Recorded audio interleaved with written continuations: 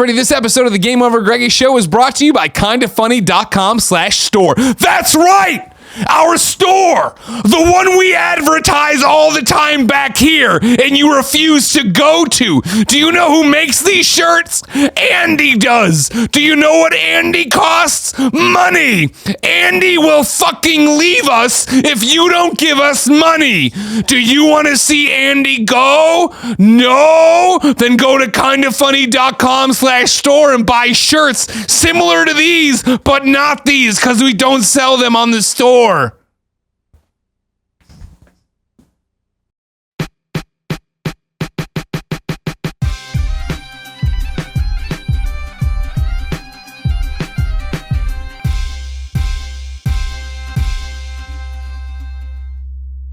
What's up, everybody? Welcome to the GameOverGreggy Show. I'm one of your hosts, Greg Miller, alongside the producer/seducer, Nick Scarpino. Here's what I will see your Chevy's bet and raise you that weird Italian place down the street for more of those horrible old fashions. Stop saying the weird wrong. Italian place down the street is just fun because it's like owned by mom and pop who are now grandmom and pop, and they are just so excited to see anybody under 65 walk in. And you can tell because it's like requests. It's like when you used to go to your grandma's pantry and just see what was back there. Yeah. That's their entire menu. Whatever, Like, I mean, let's just open up a can and put it right in front of you. Yeah. That's the high antipasta. class. Yeah, so good. Yeah, it's something all right.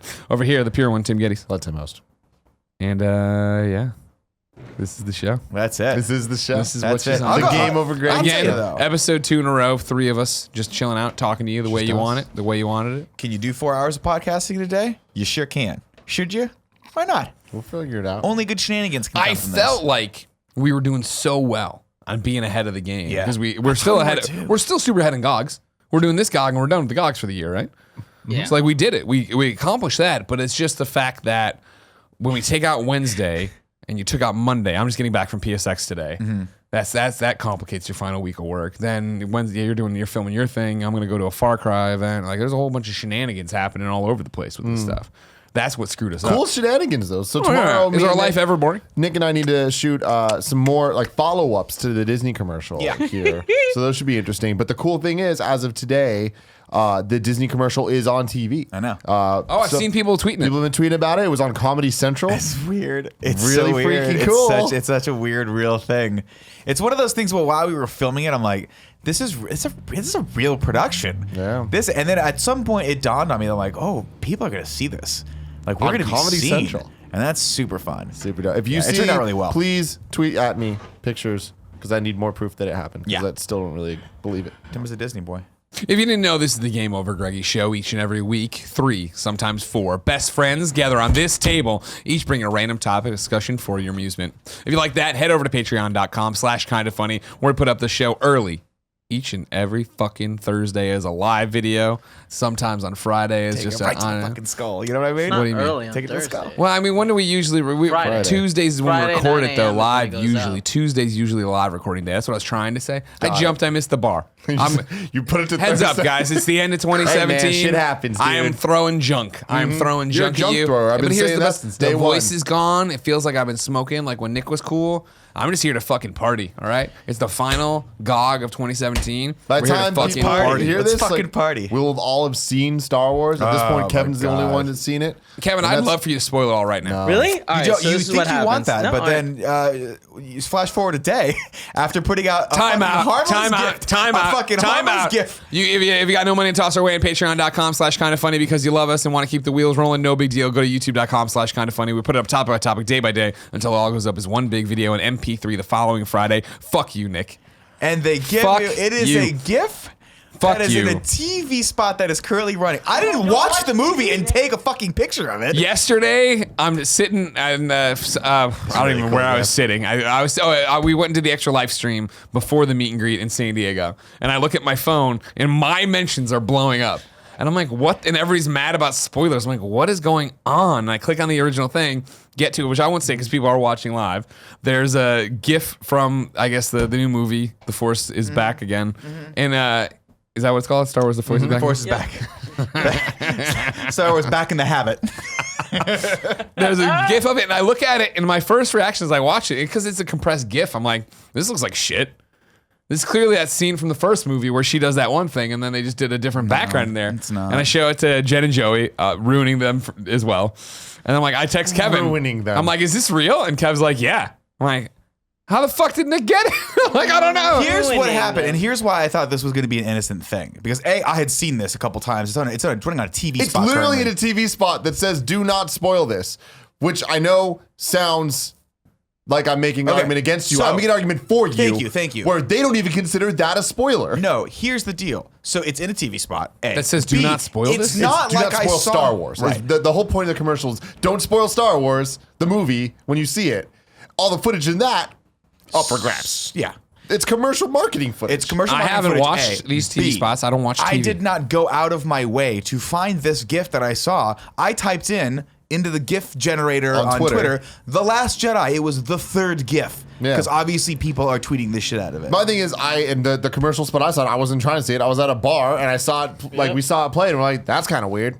Yeah. Like, it's a but fucking like, cool scene. I was like, wow, I wish they hadn't showed that. But they did. But now everyone's seen But it, they and did. it's out There's there. no context, and it's just like, all right. I think the context is pretty clear. Her metachlorine count has I hate you. spiked. You're talking about- Watto is there to face off against her. Watto comes out. Oh, Eddie. The Terrible fucking a mantis from Guardians of the Galaxy appears as well. There you She's go. like, oh, too much. Watto. Did she eat a Chevy's also? Yeah, she did. Okay. Nick, Yes. you are having a bad day. What's your real topic? Real topic today is the Brainwash Cafe. After, God, it's been like, it must have been, I think I read an article that said it was open for 30 years. It finally closed yesterday. Now, Not only did it close, it closed, it closed unexpectedly. unceremoniously. There's just a note on the door that says we're closed. For everybody out there, what is the Brainwash Cafe if they aren't in the San Francisco area? The Brainwash Cafe and Laundromat, I should say, or Laundromat, is a San Francisco open mic comedy institution. This is it's a coffee shop where I believe like almost at this point, up until it closed, every night there was an open mic there from 6 o'clock till like 10 o'clock at night, with the exception of they've moved around Saturdays and Sundays a little bit here and there. But from Monday to Friday, you could bet that if you wanted to go and get on stage, you could put your name on a list, and sure as shit, you could go up there. And it just became this hub of like, it's an institution. People, you say Brainwashed, a lot of people, if they got their start in stand-up comedy in the North Bay Area, they've at some point been there. Well, that was the weird thing when you started doing stand-up comedy, is that when 2008, we'll say, I went and saw Damon Hatfield and Ryan Gettys play there. Yeah. And they did a not a stand-up set, but music there. Right. And I remember like, oh, this is a weird venue. This is something interesting. So the fact, I was surprised it was still around when you were there. I didn't realize it was an institution. Well, so when I first got the inkling, got the itch to do stand-up and wanted to check out the scene, it was the very first place I went. I remember I went there, I started looking around, I tried to introduce myself to some people. They were not having it because they were like, we've seen people like you before. You're going to get up, you're going to do a set. You're going to just walk away and we're never going to see you again. So what the hell do we care? It's kind of like a prove yourself test. And I'm still, I think, in that phase of my existence. But yeah, I remember going and I remember sitting next to this girl, I can't remember her name, and I never saw her again. Chelsea Handler. It was actually Chelsea Handler. It was Kristen Wiig. And I would just remember talking to him, like, are you a comedian? She's like, yeah. I'm like, are you going to go up? She's like, yeah, I'm going to go up later. I'm like, oh, how does it work? And she let me in on some of the details of it. And then I went back, I think 2 more times before I built up the stones to actually get up on stage. And so it's closed, and it's very crazy because, I mean, obviously there's a lot more open mics, so it's not like everyone doesn't have a place to go now in Stanford, and open mic comedy is just going to die in San Francisco. Oh, sure. But the mics have been hosted by Anthony Medina and Tony Sparks for a very long time. Tony Sparks, we know. It sucks for them because they've built this thing, and then all of a sudden have it drop out from underneath them is kind of heartbreaking. I'm sure they will find another venue to pick that back up, and I'm sure. But did Tony Facebook about it? Or Tony's Facebooked about. Well, he hasn't said anything about it that I've seen, but people have talked to him, and there's going to be a kind of people are trying to go there this Thursday night to say fuck it and just do one more last mic there outside of it. But I think the official last mic for Brainwash is going to be December 28th at a different bar, sort of a commemorative, like, hey, let's all tell memories about this. And I had seen this going around this morning, obviously on Twitter and stuff, for the people who are the locals that I know. Has there been a statement since then? Do we have anything? Because it was just a sign on the door, like, thanks for 30 years of business, bye. Well, no, the only thing I could find was that a couple articles that I had Googled prior to the show that talked about how it was just not doing well to begin with. Gotcha. I think a lot of people attribute it to the fact that there's this giant apartment condo like development that's been happening for like a year, and it's scaffolding everywhere, and it makes the place kind of look like it's not a place you want to go to. But to be perfectly honest, It's a place you don't want to go to. I mean, it's a place that looks like it's one of those places where you walk in and you're like, this has not been updated since the 1990s. Yeah. I mean, there's the terrible brushed steel siding that's sort of like psychedelic, that's all over the place, you know. The laundromat itself is not very nice. The cafe, decent food, great people working there, but Big old cans of wine. Yeah, Girls learned that the hard way. wine. They learned that the hard way. So I mean, as much as it's heartbreaking to not have the place as sort of a rallying point for all stand-ups, I understand how times The business change. part of it, yeah. I get that after 30 years, nothing lasts in San Francisco for much longer than that.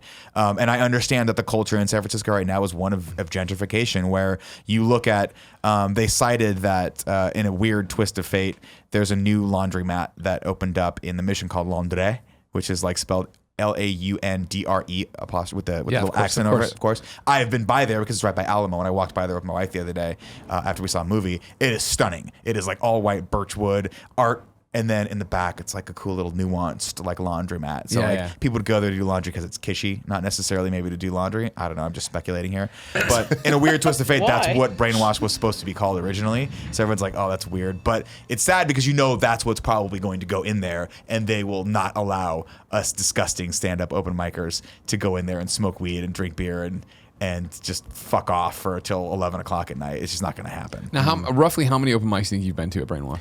Open mics at Brainwash? Or just shows at Brainwash? Oh, probably at least one a week since I started doing this back in like, when did I start doing this? Back in March-ish? Maybe April. Okay. So, you know. A fair amount. A fair amount, yeah. Enough that when I walked in, everyone that works there knows my name. How many times have you seen people do like this would be my Brainwash set. You know what I mean? Is I'd get up there, I'd have a few zingers, and then I would have set a dryer to go off or a washer to go off, and then I would have just like, oh, I'll be right back. And just Andy Kaufman did out there, washed it. That would have been amazing. Put it in there, shut it, done that thing with the change, come back up, and just kept going. Or if I did have it in the dryer, I'll be all right back, go over there with my thing, fill it up, then just sit cross-legged on the floor with the microphone, fold my clothes. Yeah, that would have been amazing. I fucking would have killed. You know what I mean? Yeah. Could have been a star. Could have been. I could have kept Brainwash around. Things could have been You different. could have been big on Twitter. No, I mean, I've seen people do all sorts of things. That's the whole point of the open mic, right? And to Tony and Anthony's, credit, and incredible credit, they created an environment that was very, very open, right? And very, very accepting of people who are either new or wanted to do crazy material or just wanted to figure it out. It was always hey, some people might say some crazy shit, or they might be terrible, or they might just be a passing through comedian from another town working through their material before they're going to go to a set. But either way, we're all equal here, and everyone's going to respect each other and show each other. You know, he would always say, when you're new to the room, you got to show them a lot of love, right? Yeah, that was the thing. When we went to when I went to your Brainwash one a couple months ago or whatever, I was blown away by how supportive everybody was, because there was a bunch of people up there that weren't great. No, and it wasn't, myself included. And it's not it wasn't even, like I was knocking it out of the park. But I mean, that was the thing. Like, there's like, shades of gray here. Where I mean, like, there was clearly like a woman up there who had just never really done it before, and people didn't boo her, yell at her. Like, everybody clapped and was happy that she was trying. And I've never seen someone boo anyone. No, I've never seen anyone boo anyone. I've seen people get heckled at a real, like, at a comedy club, a real comedy club. But no, I mean, for the most part, it's interesting because when you first go to something like that, I mean, obviously there's so much like fear and anxiety built into it, right? And you're like, I don't know what's going to happen, and maybe I'll say the wrong thing, and someone's going to like boo me out of the, out of comedy forever. And it's just not like that. What you got was a mix of a lot of really like seasoned, like open mic comedians who are just on the threshold of like breaking through to that next level, and they're all just kind of there. And it's intimidating, but it's also very like welcoming, just from a standpoint of like, oh, it's encouraging because you're around these people that are good. You can see the different levels. You can see the and if you go there long enough, you see people that don't get it, they don't get it, they don't get it, they don't get it, and then you see them start to get it, and you're like, that's fucking cool. Like, it's cool that this person did the same joke 5 times, and then I just laughed at it because they figured out how to retool it and figured out how to deliver it, and that got a laugh, and you can see their eyes light up of like, oh wow, it's like catching electricity, like holy shit, like the room's suddenly paying attention to me, and then inevitably they drop the ball. But that's what the place is for. It's a testing ground. It's a safe. I hate to use the word safe space because I don't mean it in that like social justice warrior context, but it is a place that you can go and work out material, and you're not going to get a huge amount of judgment thrown onto your shoulders, Like, I've said terrible jokes there about horrible things. I'm like, I want to see how this goes. And it didn't go well, but it's not like someone walked up to me afterward and was like, hey, don't come back here. Clearly it's like, all right, that joke might have been in poor taste, but it's a joke, and that's what this place is for. Understand that. And so trying to find that ecosystem somewhere else in San Francisco is going to be definitely tough. But we'll find it. I'm going to go into 2 mics tonight. There are other mics out there. It's just this. Would you say that was like your home base though? I mean, that was everyone's home base, right? Okay. Brainwash was, hey, did you do Brainwash? Yeah, I did Brainwash today. How was it? It was terrible. You know, like that was the common conversation you always had. So if for people who are really, really, really pushing hard to make it in the stand-up circuit in San Francisco, generally they'll do 2 to 3 mics a night. I'm lucky if I can get out to 3 mics a week. But these people, like people will go. I mean, everyone's got contacts. They'll text. They'll go on the Facebook group. They'll be like, I want spot 2 here, spot 10 here, and then like I'll see if I can go out to even the East Bay and do it and finalize it if I live over there, because a lot of people live over there. So they'll come to the city, do 2 mics, go do a late mic there, and do the same set and just work through their material there. Sure. And you see people. I mean, I've seen people go from being funny to being really fucking funny because they put the work in.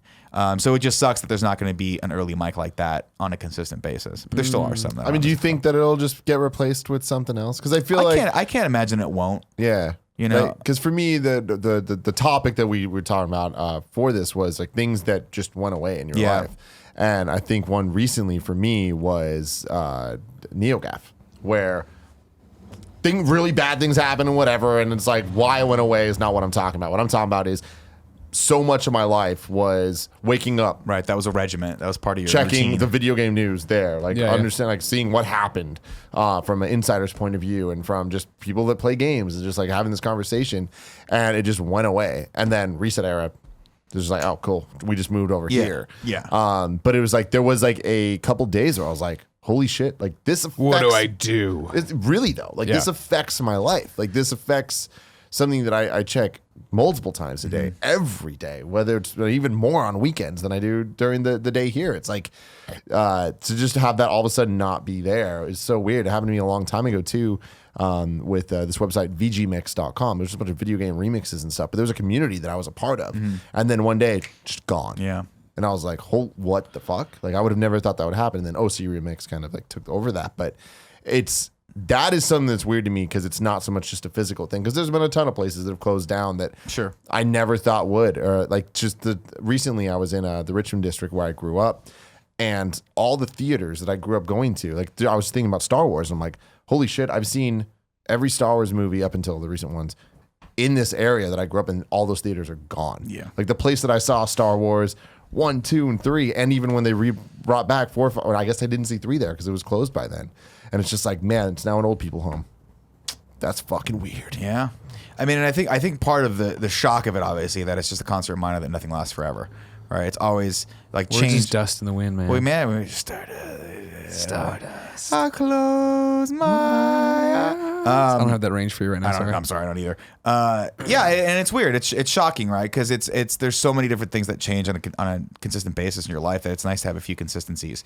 It's nice to have a few things that you can hang your hat on and know are going to be there for you. And when those don't, when those aren't, it's like oof, it's jarring. It's like, what do I do now? Because I wanted to go to that mic on Thursday, so it's like on a very micro base. It's like I got to find another spot at 6 o'clock on Thursday or go to a later mic, and it kind of just changes my routine. 100%. Yeah. I think on that topic, another one of the big changes that I had to get used to that was actually like it was difficult for me as well was when I first started back with jiu-jitsu. I took private lessons with a brown belt, and him leaving to go down to Southern California was difficult for me. Yeah, for a lot of reasons, not the least of which was he was sort of like my I want to say totem, like from Inception, where it's like, oh, okay, I know as long as he's here, like he's the guy that like he taught me, and I can always go to him, and I can rely on him, and if he's in the class, like I'll roll with him, and it'll be a good roll, and I'll know that I'll learn some stuff. And then once he was gone, I was like, oh man. Like I don't want to say Dumbledore's dead, but like now I have to kind of grow branch up out, and like right? branch out and be responsible for myself, and that's a tough thing to think about, Yeah. And it never gets easier, even though I'm 37 years old, and there's always, if you're trying something new, you're always going to have that same cycle of like, I'm used to this. Oh, this works. This is the routine, and it changes, and you're like, fuck, why? Yeah. Like, why can't just one thing when I'm 37 just be like? You don't consistent? think it gets easier?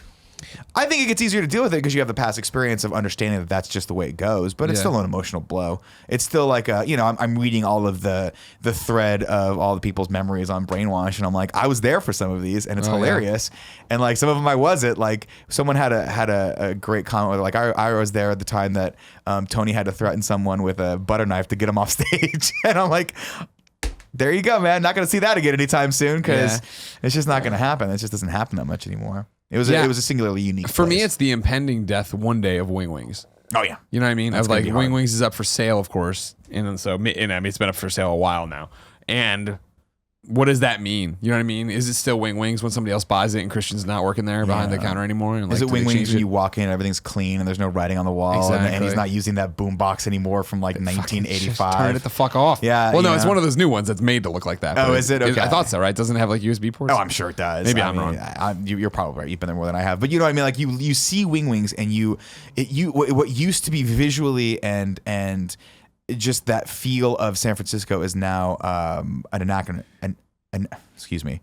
It's out of place. Yeah. You know, it's you look at it and you go, oh, the grimy sort of like culturally sure. significant San Francisco feel that doesn't belong anymore. Yeah, I can't see the word that I'm trying to figure out. Anachronistic? Thank you, anachronistic. It's out of place. It seems It's like out of time. It's a thing yeah, out of it time. really does. It seems like something from the '90s that just left over, and you know, no matter what, they're just going to be left behind eventually. And that's the thing. I don't know, like who would buy Wings and if they would come in and change it to be that. You know what I mean? I don't know. It'll be fascinating to see what happens when that gets if it ever gets sold or whatever. Because like in Lower Haight, there still is that vibe of Yeah, Lower Haight's one It's of the last still Lower Haight bastions. and It is a that- little. It's the butt end of it, though. You I think think, like, I mean, physically, location wise. Oh, sure, Wing sure, Wings, yeah. sure. When you Wings start is- getting into Hayes Valley and that area, it's yeah, like, Wing that's Wings is like super I think gentrified now. kind of the last stop of the SF Haight Street vibe. Yeah, I'll So- give you that 100%. Yeah. Kevin, can you get Cool Greg to grab me a sugar-free Red Bull? Thanks, bud. So yeah, that'll be a change. But I remember like in college, the bar we always went to was called the Haymarket. Sounds like a dope bar. Well, what it was is that I forget. I can't remember at this day and age anymore who found this, but somebody came in one day to the Antler House and was just like, "There's this bar out off of Business Loop, which is like right next to I-70, that is in the Best Western, attached to the Best Western, and it's awesome." And we're like, "Oh, is it like it's a cool hot spot?" A lot of he's like, "No, it's just fucking old timers out there drinking, having fun, and like they don't card and da-da-da." Like, all right. And we went to the Haymarket like fucking for a long time, like multiple years, like Friday and Saturday. You go there. They had at least every time they'd have this special that was that you would order your pint of beer or whatever, and they gave you the glass, and they were like Dale Earnhardt and whatever, like fucking NASCAR glasses. So the Antler House was just stacked with these shitty cups. And then it was like you knew Jane, the bartender there. We knew forever. We knew the owner really well. There was karaoke we would go and kill, and it was that thing where we got there and we were these like young kids or whatever, but they were like super down to have you there and be part of the family. And then we started bringing in our friends, and like it actually turned it into a spot for like young people as well as the old timers. That's But not awesome. like every young person. Our young people, Yeah, our yeah, the group, right- you know what I mean? right The group, tangential yeah. people we ran with. And when I remember when that got sold, and it was like, what? They sold the Haymarket? And like, yeah, and we're doing one final fucking thing. And I will never, like, and they used to have wings there, so of course we loved it. But they had one final night there for the Haymarket, and I'll never forget, it was like, so we already knew we were family with these people, but when it was like, it was Jane, it was the owner, it was a couple other different people, regulars there or whatever, and they came over and got like 2 or 3 of us, me included, they knew us by name, obviously, brought us up to sing the final karaoke song, which was Toby Keith, I Love This Bar. Match. And it was like so touching, you know what I mean? At the end, and like have like the curtain call hug of it all, and then go out and be like, That's awesome. what the fuck why do we care so much of this Best Western bar out in the fucking nowhereville of Columbia? But it's so interesting how those things can mean so much to you, and then you feel that end of an era like feeling, right? Oh, sure. Like, I mean, in the Brainwash's sense, I mean, it literally is an end of an era. I mean, this has been around for decades at this Yeah. point. Well, I joke about it too, you know what I mean? But I do think something got lost there, not in a bad way, obviously, but stick with me. Of when I've told the story in passing of like when my parents woke me up to go watch Portillo's burn. And like when it was that I was a kid and mom and dad like fucking, it must have been like 9:30. It wasn't like in the middle of the night or something, but it was past my bedtime. But they were like, we got to go see this. Like, because I don't know how your parents are. My parents were weird. I don't think they still do this, but they used to just listen to the police radio. Like while they just That's hung out in the kitchen or whatever. awesome. So I'm sure that's how this happened. I don't know. I should ask my Your mom this parents have story. a lot of things in their past that we probably don't need to know about. I'll tell you that right now. But I remember going there and watching Portillo's burn, and it was like, it was my Portillo's. You know what I mean? And like, don't get me wrong, the one they put up the street then, because it burned down and they never reopened that one. They just built the one up at the other side of North Avenue in Glendale Heights. Well, I think that was Glendale Heights, technically. That was Bloomingdale. Portillo's so bad. Oh, dude, I just ate so much Portillo's. Just ate so much Portillo. Buena Park, Kevin. You guys Buena Vista. That was the joke. Sorry. You guys took that place over, man. Dude, that meet and greet was insane. Yeah, that was the an pictures insane from meet it. I and was greet. like, because I think I asked Andy. I was like, did Greg told them this was happening, right? And Andy's like, Andy did that thing. Was like, man, I don't really Gundam. Gundam. We did. We told Nick Scarpino. I assumed as well. Yeah, but and that's why I think they were staffed up, but the staff was not happy. No, that like 6 o'clock on a not. Sunday, probably a really dead time. Usually, we run like 500 kids that took over the place, and it was just gridlock. And then there was like 12 normal people who were like, "What the fuck is going on?" That's chaos. Yeah, there was chaos. one. When I was going to Taco Bell. In between one of them, I was going in and out because kids wanted photos of me in front of my photo. That's got hung, which is super weird. When Jen and I were waiting on Joey and Andy to come day 0. We were sitting there waiting, and Jen looked around. She's like, they haven't hung your photo yet. I'm like, I know, blah, blah. And like 30 minutes later, we're talking, and I glanced at the door to see if Joey and Andy were coming in, and the guy was hanging the photo. You and know I was Nick like, Scarpino called that restaurant. I was like, you better have his photo. I emailed Nick Scarpino. That's how it all started. I was like, hey, dude, I'm coming through on Sunday. If you were going to get this thing up, you should get up. He's like, I'm going to make sure it's up by Friday, and we were there Friday. Anyways, though, I was coming in and out of the door there, and a woman stopped me and was just like, excuse me, why is your photo on the wall, and why do people keep taking photos of you by it? I'm like, oh, well, and I just did it like this. I'm like, all these people are here for me, and I'm from Chicago, and I like Portillo's, and I'm famous on the internet. You're like, as to question number 2, they're taking a picture of me near my photo because it's on the wall. Yeah. That seems pretty self-explanatory. Well, and then she's like, oh, where are you from in Chicago? I'm like, I'm from Glendale. And she's like, oh, I'm from, and I'm like, cool. Like, I'm literally like, we're not surrounded by 500 people right now. Like, great that you're from here, but you have no fucking idea who I am. Portillo's burned. And it was that was my Portillo's, and I'm a dumb kid, as you know, at the time. It had such an interesting structure that I can't visualize much anymore. I want to say it might have been an old Pizza Hut. And then because this is before Portillo's got huge, that they had that location in Riverside. Yeah, we had down the street. There's on North Avenue. There's another Pizza Hut that became a Chinese food restaurant. We kept the same look to it. No, the biggest offender of that. Sorry to interrupt you. Was Taco Bell used to have that very distinctive looking building that they would build. Remember that villa. with the villa? Yeah, it looked like a Mexican villa. Yeah. And then eventually, as they all went out of business, it was like weird to see a T-Mobile store. It's what it always became. Some fucking knockoff cell phone. JJ King of Beepers. Yeah, you're like, what the fuck? But for me, like it's a real thing. I've talked about it before with you guys specifically of going to that first VidCon, and it was Eric Hart, and I'll never forget that, walking into the Portillo's in Buena Park and being like, I can't believe you guys are here, because it's like it's very similar to when I got married and my parents were in Wing Wings, where I'm just like, you're behind Wing Wings counter hanging out with Christian, like that's never something I envisioned happening, because Portillo's is home, and so. The Portillo's in North Avenue that I grew up with, that the one that got rebuilt after the burning down the street, like that's what a traditional Portillo's is. It's huge and it's blah blah. But that was like still a moment in time Portillo's for me that like is so rusty for me because I was a kid of like what it actually looked like on the inside and how. What ballpark it? When do you think that building and that Portillo's came into existence? Like, what are we talking about? 80s architecture here? Wait, the one that went down, the one that burned down, yeah. Oh, early 90s, late 80s. I would say, probably mid 80s, somewhere in there. Okay. Did they have the old board where like the menu you had to stick on each like thing? You know, it's like a deli. No, I don't think they had that, but it was the thing of like, they had all the like, how you've been inside Portillo's, how they have like shit all over the walls and crap. It's kind of like TGIF. It's framed in TGI Fridays. Thanks. It's framed and shit. This was more like it's like shellacked on the table that's been here forever. You know what I mean? I remember like one of my memories there of going with my mom or Grandma Miller or whatever, and like we sat down at a booth and somebody had left a cell phone there, but it's like it's not a cell phone, right? It was the fucking giant brick phone, because it was like, what this How is do you forget that? 90, you know what I mean? Like we had to like take it up to them and be like, this is there, like how do you forget this? How do you walk out and be like, this is not my pocket, where'd my cell phone go? Yeah, I know. You gotta strap that thing to your back like it's fucking Vietnam. But yeah, that's the thing of like those things that are gone and matter, and like that's what I was thinking about today, or not today, but when I was at Portillo's this time around, I'm just like, you laughing at Tim.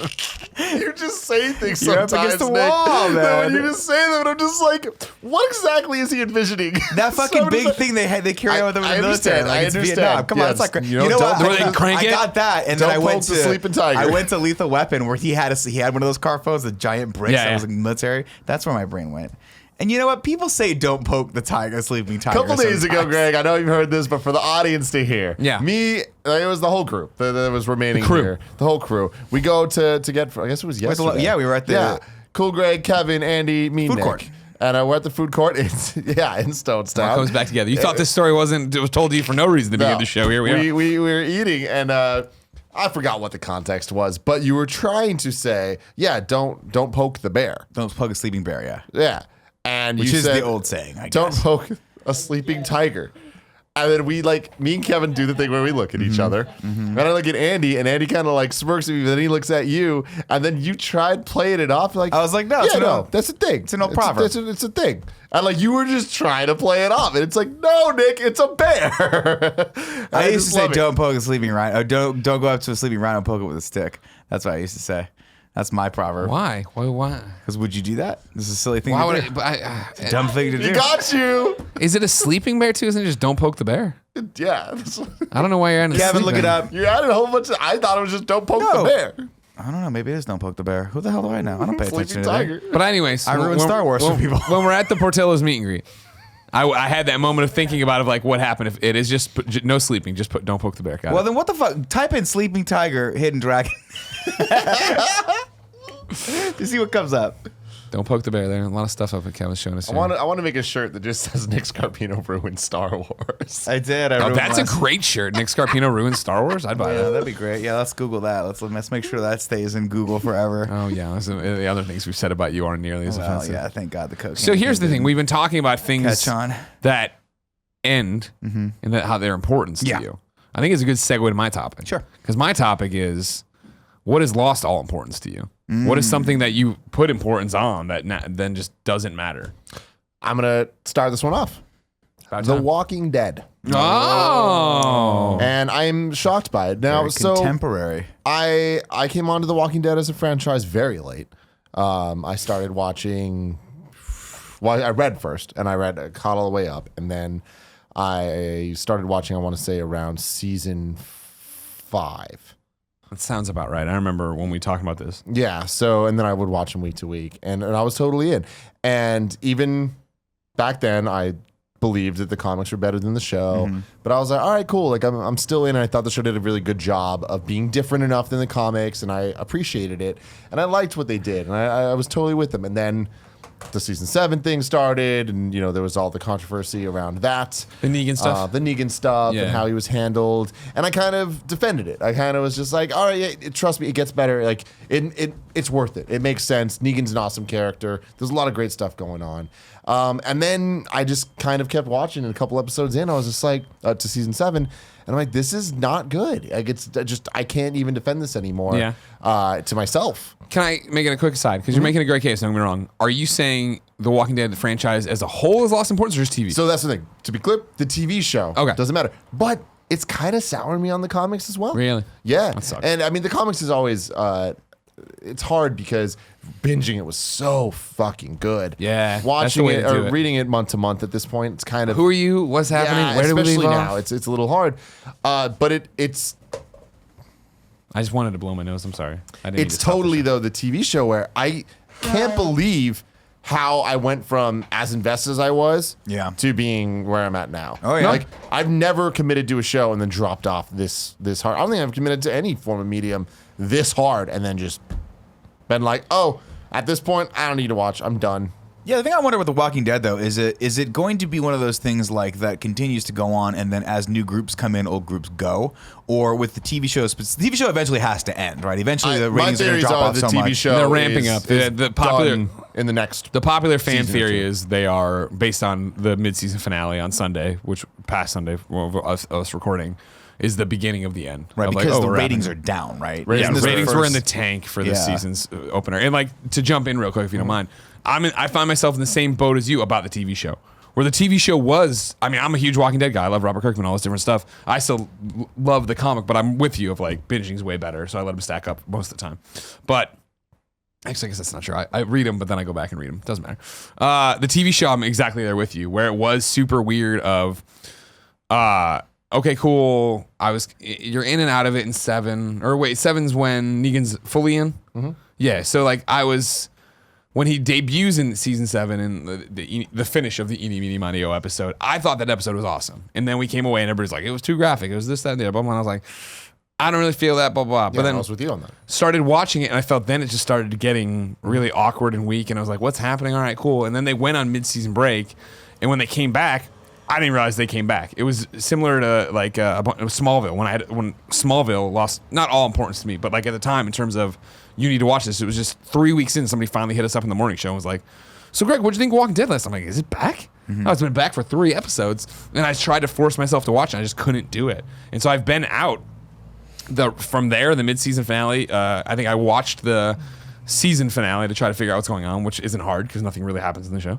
And then season 8, I haven't watched any of it, like any of it. And then I read the spoilers for the season 8 mid-season finale, and I was like, oh, that's a really interesting take. I'm definitely going to come back for your next episode. So I guess that maybe they are trying to fix it and work it, which is why I'm with you in the subreddit that I'm on for Walking Dead, where it's like this. Maybe they are ramping it up to actually end the season or the show.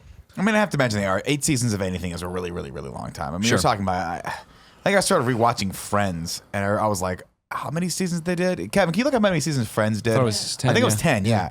And I'm like, fuck, man, that's a lot of TV. That's a lot. Now, granted, Friends did, I think, 24 episodes in a season. I don't think Walking Dead has been doing, I think, more than, 12 to 14 or something. Yeah, something like that. But still, I mean, that's a hard show to keep making. yeah.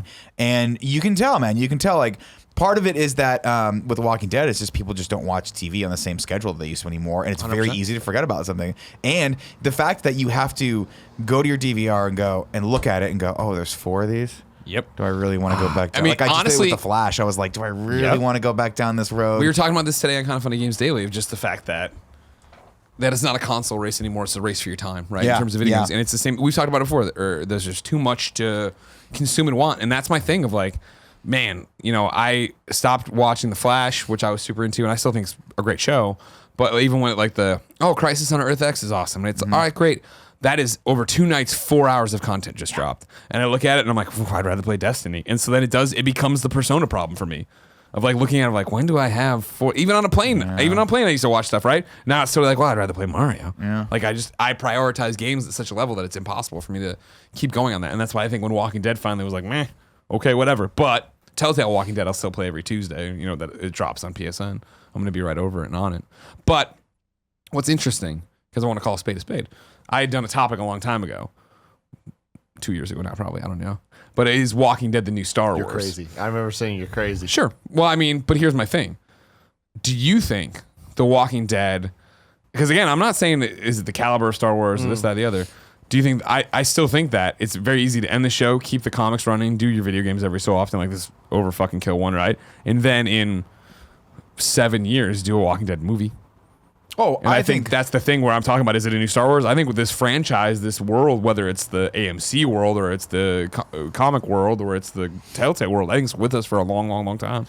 Yeah, it'll be with us for a long time, but I don't think it'll. I don't know that it will be ever as culturally relevant as it And was. I don't think like that was ever the season case 4, I was making. No, definitely not. But I mean, the property is so well known now that there's no way that Kirkman and the group are going to let that die, especially from a mixed media perspective, right? I could see them, like, they've already tried to branch it off, obviously, with Fear the Walking Dead, which I watched the first few episodes of, and I was like, not going to get into this. Sorry, Don't even they get tried to do First some stuff season was online. like, it was shaky, obviously. But First season, half of it was great. Half of it was terrible. Terrible CGI. Second season was like season 2 started, I was like, fuck fuck this. this. Get the fuck off this boat. What are you doing? Supposedly, season 3 is not that bad, but I don't trust the people No, I telling don't do me that at all. I don't do Yeah, that. the problem is with shows that are not that bad anymore, there's just no room for that. You have Yep. to be great or you're done. It's the same problem with games in 2017. I was not in an argument, but I was talking to a kid last night at the meet and greet at Polite, and it was the same thing. Like, oh, no, how long did you play the game? Like, I don't know, 45 minutes. Or, you got to give it 20 hours. And I went, fuck you and fuck that game. Yeah. Are you kidding me? No, I'm not gonna do that. Again, let me say I Wasn't misspoke. Persona. That's not a problem. That is a fucking great thing from a consumer's perspective. It is a huge problem from the content creator's perspective, right? We have people, all of us have zero attention span. So if you're making The Walking Dead, you cannot rest on your laurels, right? Because at any given point, you might have a couple bad episodes in a row, and then boom, you lost half your audience. They're gone. Yeah. That's obviously hyperbole, but still, the sentiment is there of like, from a content consumption perspective, I fucking love it. This is the best it's ever been. Flash is not as good as I want it to be. It's out. It's done, Jerry. You know, I just got Hulu, right? Got to log in for that. Well, Maybe I'll go back and watch Seinfeld for all we know. Well, that's Who cares? that's It's the up thing. to me. That's the thing about it too, where it's like where the week-to-week programming of Flash or Supergirl or whatever show you want to insert here. I like binging obviously on Netflix more.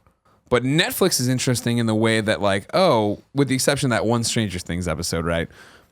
Punisher isn't grabbing me anymore. This episode, 2 episodes in a row of Punisher means I'll never know what the hell happens in the rest of it, right? Yeah. Whereas with Walking Dead or Flash, if I come in and somebody's like, dude, well, Flash was awesome last night. I'll go, oh, okay. And I'll just jump to that episode. Yeah. And feel like I didn't miss it. I don't feel like... They give you a little recap. What- yeah. I skipped, by the way. I went back and did. I was like, oh, should I watch these? I watched it. Didn't watch the Crisis on Earth X crossover. I was like, I don't want to watch that shit. Came back. They gave me a little Previews of Flash. And I was like, cool, I'm good. Let's pick up the DeVoe storyline. We're good to go. I don't need that. Yeah. It's I mean, to be honest, a lot of this content is throwaway content anyway, right? Not to say that The Flash isn't good, like isn't good content. It's a very well made show, but it's not a show that I am so heavily invested in that I have to hang on it, right? It's not Breaking Bad, right? It's not Lost seasons 1 and 2. You know, it's just it's a guilty pleasure show. Where you're like, oh, I'm gonna sit down and watch this. Maybe I'll read a fucking a blog while I'm doing it, or my wife will read a magazine while we're doing it. We're not really paying attention to it. The Walking Dead is just different because The Walking Dead was a monumental, epic moment in TV. Every season premiere just crushing the ratings. Crushed it, and then fucking off a cliff. Yeah, exactly. Off a cliff. That's Out of, wild. and I don't want to say out of the blue, but I do feel like we turned a corner. Season 7. I mean, like, Well, I I think watched that in Missouri. And like, it was like we were stopping everything, me and my Hayes and his wife, to watch all that. I think that Walking Dead was the thing where it wasn't all of a sudden. I think it was all of a sudden for Over the course of that the last hardcore season. people. It was all of a sudden for the people that like, oh, if you made it this far, you ain't leaving. Right. And then we all left. Oh yeah. Well, you know what it was, and it's horrible to say, but that last season dragged on too long. The war between Negan and Rick, they wanted to have culminate in the end, and that last finale, you were just like, what is happening here? This is a weird thing. And then it's like, hey, everyone, we're coming back. Happy go lucky. And you're like, no, this was a like super depressing season. I just I don't want the up and down anymore. It's starting to feel artificial now. It's unfortunate. What's something that's lost all importance for you, Nick? Bar culture. Yeah, I went out to Eric Hart's birthday the other day, and I was like, oh, this is fun. But you know what I really wish this wasn't in? A really loud bar. A really loud, crowded bar. And I got home, and my voice was hoarse, and I was coughing. And I was like, oh, why? Oh, right. I'm not used to screaming at my friends anymore in order to converse with them. I had a good time, don't get me wrong, but I just don't like that experience anymore. Now when we go look for bars, I'm like, can we find some place that's more of like a lounge or a Starbucks where we can all just sit and talk to each other like we are right now and intellectualize like nerdy comic book shows, and talk about the things we care about? Because Talk to you about the Flash. I'm also just like, because I'm married, there's no real additional X factor to going to a bar, right? When you were single, it was like, hey, I'm gonna go hang out with Tim, but who knows who I'll go home with? Spoilers, it was usually just me. I was just by myself. And a burrito. A burrito. Yeah, exactly.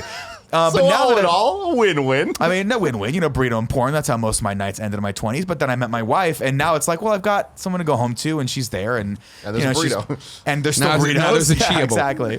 And so it's interesting because as I see some of my friends who are still single, and they're single into their 30s, I'm like, this has to be wearing on you, man. Because I was thinking about it today on the drive in. I'm like, it's so funny to watch. We all, as much as we want to pretend like we're different, we go through the same things. Especially like everyone goes through that moment in their 20s where they're just figuring stuff out. And a large portion of us did that by going out and having these experiences and doing the bar thing. And then there was one point in my life where I hit it where I'm like, oh yeah, this is just a variation on the same theme. I'm just kind of like, I've been here before. I've done this before. This night has happened before. And you have that where you're like, I don't need this anymore. Like, I'm just beyond this. And then when you start going back there, yeah, you can still enjoy it, but it's lost that adventurous luster. And so for me, nightlife culture has just very much shifted to, now I just want to maybe get dinner with my friends and talk to them. If we're going to have 100%. cocktails, we're going to have cocktails there, but it's not going to be like, what?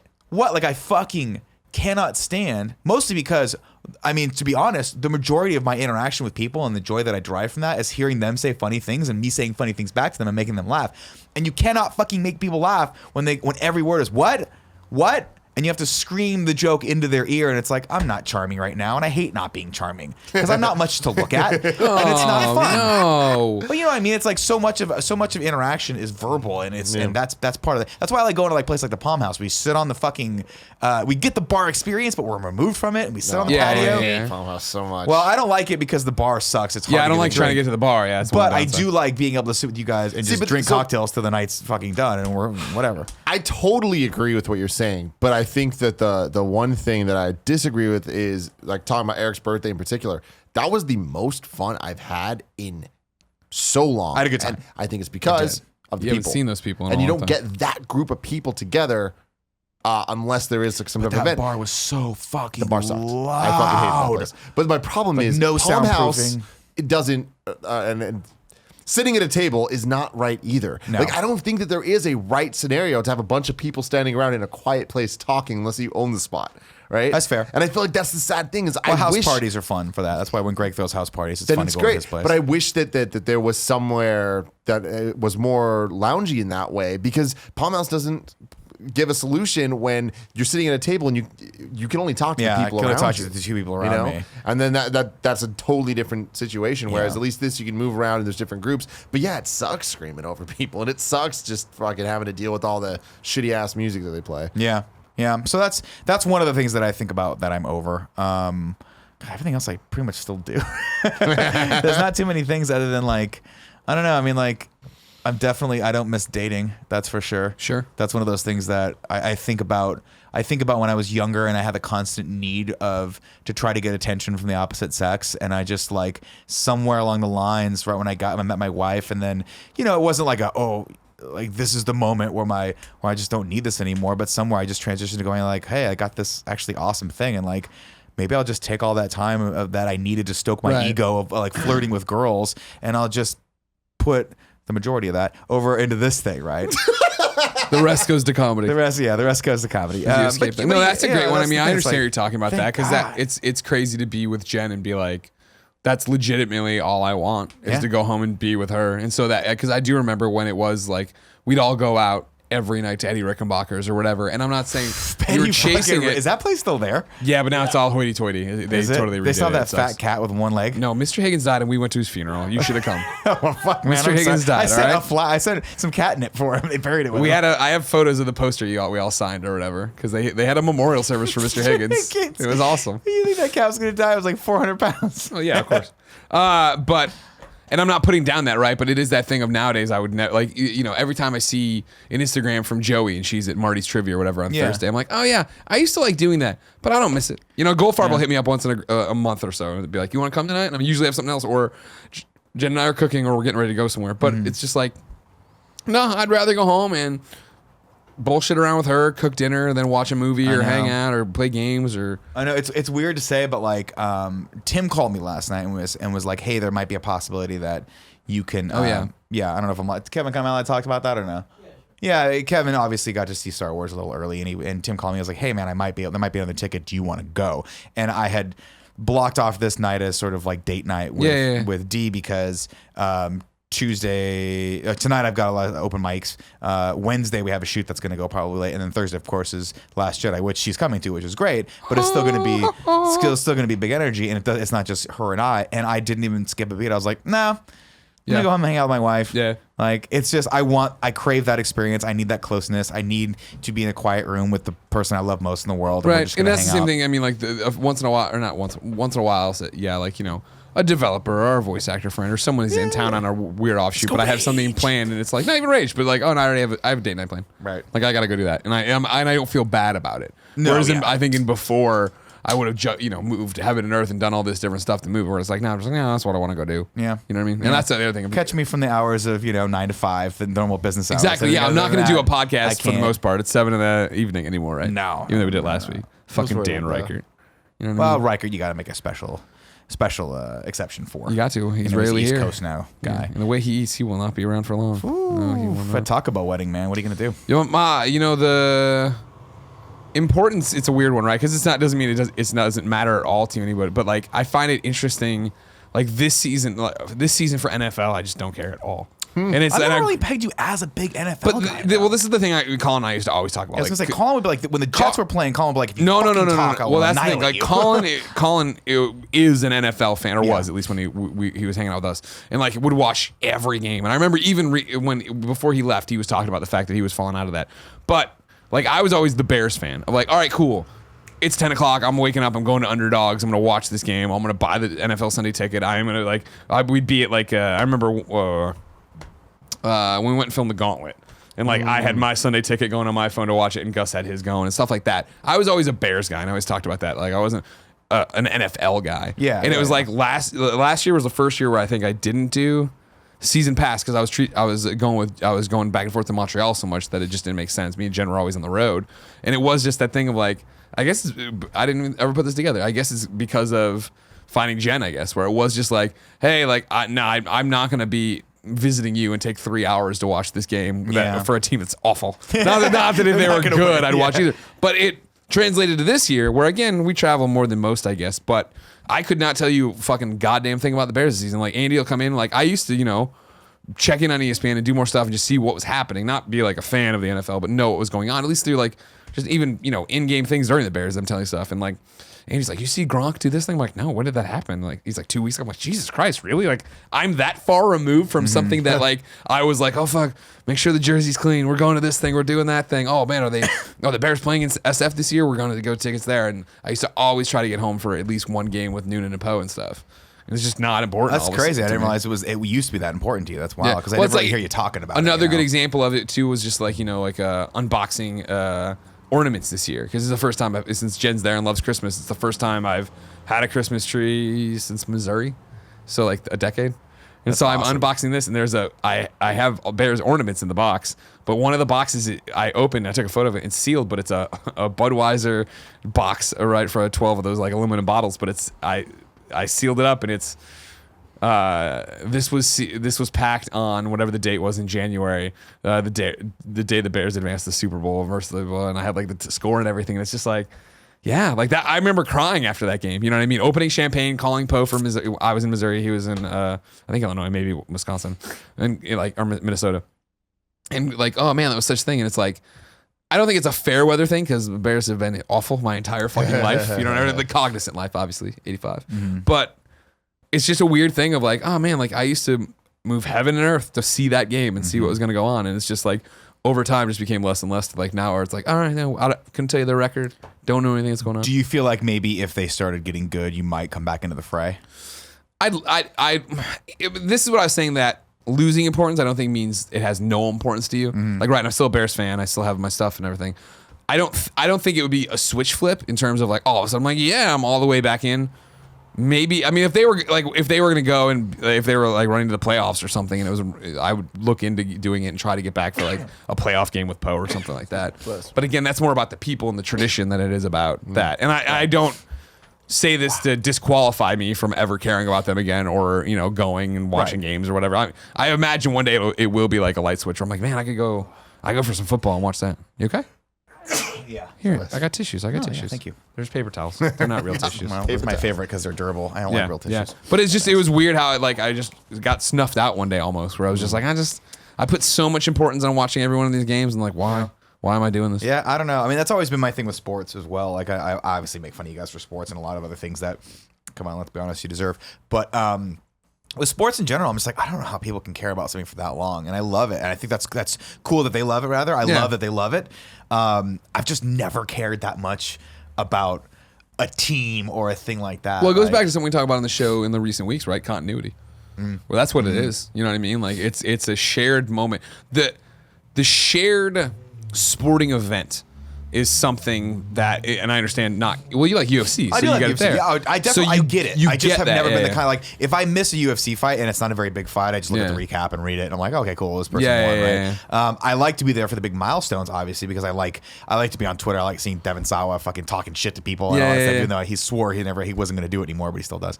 Go get him, Devin. Yeah, idle hands too, make it happen. But I love watching that. I love watching Brennan Schaub and all the hashtags and all these things that are going on. It's really cool to be a part of that. So I get where that comes from. some.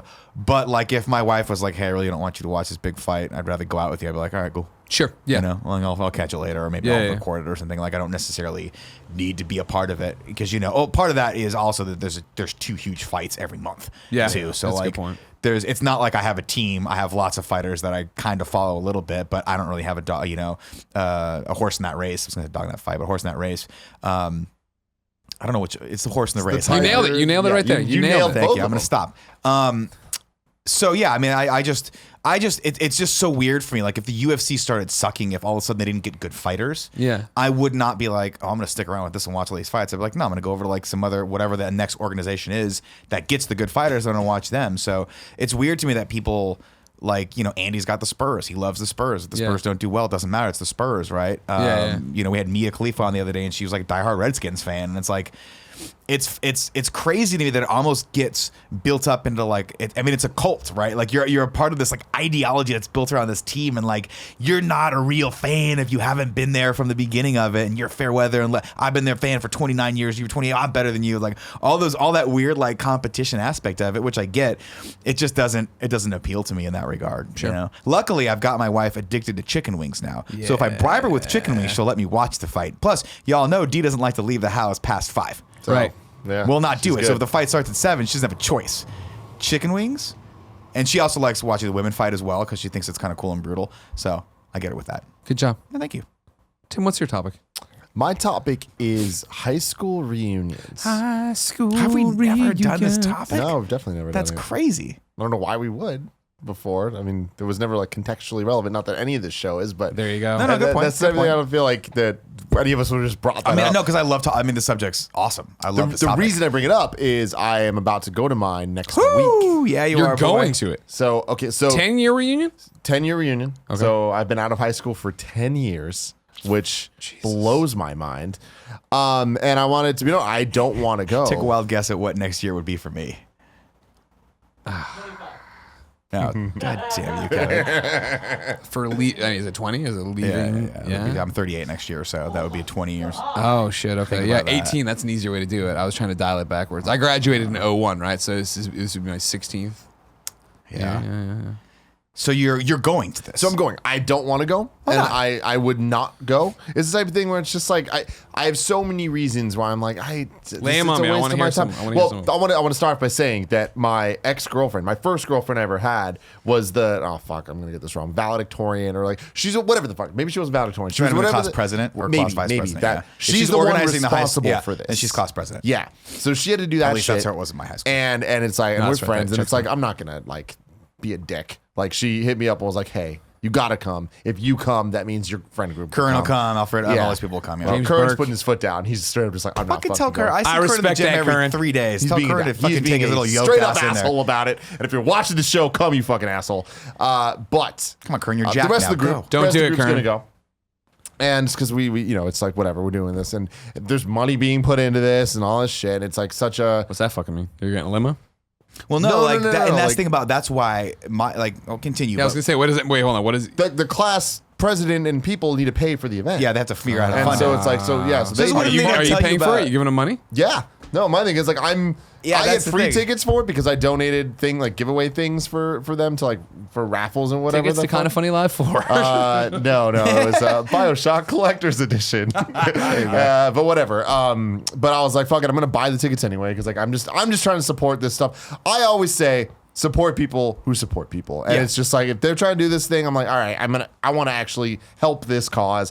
They're just trying to give a good time to people, even though I don't give a crap and I don't want to do this. Like I'm gonna do it. It's one night of mine. Who the hell cares? But what were you gonna say? Oh no, that was the weird thing about it to me was that when my 10-year high school reunion came, the president of our class at the time he didn't do shit, and so it was an informally organized thing based off of a couple of my friends from back in the day that were like, hey, we should probably do something, like this is coming up, and so they just kind of put it together. But I always had it, this is going to sound fucking weird, but I always had it in my mind that like somehow the high school paid for it. Like It sounds right. Like, when you don't think about it. we invested money like a pension plan, and then when we hit 10 years, they just threw us an event. I'm right there with you. That sounds right. That sounds right. And then you think about how it, you're the like, fuck else oh, no. would you know? Oh wait, I was the president. Oh wait, I should do this. Oh wait, I should sell tickets to this. And like, how do you even know where to start with that? Yeah, I did not go to my high So school. both of you did not go to yours. No. I did, and I regret it. I regret it. We had a very informal, because again, it wasn't like, hey, it was someone who wasn't in the. I think his Janitor. wife was who we graduated with. They ended up getting married. She was in student body, but they weren't president. They weren't supposed to be responsible for this, but they took it upon themselves to do it. They threw a very informal thing at a banquet hall, the Mission Inn, I think, in Riverside, and I could have probably made it, but I chose not to because I was like, I don't really want to do that. And then I started. My buddy Stu went. You guys know Stu. He came on the podcast. Big old Stu from Really Cool Vids. He went and he's like, Nick, you should have gone, man. And I was like, I don't know, man. It's just, I don't know that I see the people that I want to see still. And he goes, but this was everyone that you didn't know you wanted to see. He's like, this were all the homies, the people that like we used to love in high school. We just drifted apart from, and it'd be interesting it's just one night to go back and reconnect with those people. And he was like, it's fucking weird because it's like a time capsule. Because you see that girl you had a crush on, and you're like, whoa, we're 10 years older now. Like just exploring those emotions still for just one. I mean, granted, Exploring your I think bodies. Stu was like either dating or married to his wife at this point, so it wasn't like it was anything crazy for him. But he's like, just being back in that feeling, that nostalgic high school feel again was a powerful thing for him. Yeah. And actually, if I'm not mistaken, we did ours, and it was, I think, ours and the year after us. So it was 98, 99. See, the that graduating sounds classes. awesome. Fuck That's that. one of I don't those wanna be things around those that kids. I'm looking at. I'm just like, oh, the 08 kids. I want them to be there too. Yeah, like you that should would add tell some her to do it, spice right? to this whole thing. That's what I'm talking about. Well, we're actually I've invited some of my friends that are 08 to try to get them to come too. But so my thing going into this is, I know my high school experience. I had a lot of friends. They are still my friends now. Most of them were my friends in middle school. I never left San Francisco. A lot of them did. They came back. Everyone knows this. They understand my friend group. Mm-hmm. So I'm like, I in a very real way see the people I want to see. Sure. My high school reunion happens every couple weeks. It's like I have this group that was the same people I hung out with then. Mm-hmm. Then there is a whole bunch of people that I don't see that often. But I could call them up anytime I wanted to. I see them at the mall every once But in you a while won't, and say and that's hi. the thing. This is like, Well, it's that's like what I'm it saying, but I see forces them, you though. to, but it forces you to be in a social setting with these people and just talk to them for a second. I think it'd be a very powerful thing. For your generation, a little bit for mine. I mean, you're a little bit later. I was before the car. Yeah. Exactly. Doesn't Facebook just So, yeah, replace so all this shit? That's my thing too. Is a lot of the things going into it for me, and I can't believe I'm going to this thing. But at this point, I am kind of excited just to see how it all goes.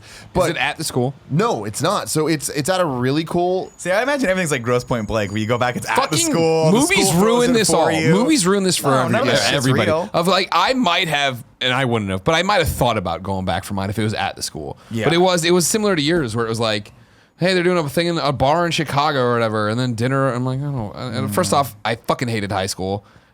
Poe and Noonan in camps I stay in touch with. Not fuck everybody else, but like, I don't care. You know what I mean? Like Yeah. once in Yeah, a great fuck while, everyone else. Jen forces me to use Facebook all the time, and I'm an old man. I don't understand it. But every It's so way too often I'll be like, complicated. I oh, just what want you about to know this that. person? And find them like, oh, there they are. I don't want to fucking message them or talk to them. I just wanted to check in, see how many kids they have. See, I'm the polar opposite of you. I hated college, loved high school. Yeah. Loved high school. Like high school, I mean, I some of love my high school, best too. some of my best memories came from high Middle school. school Some is of my best- favorite of them all. I didn't like middle school that much. Actually, middle school was good, but high school was the bomb.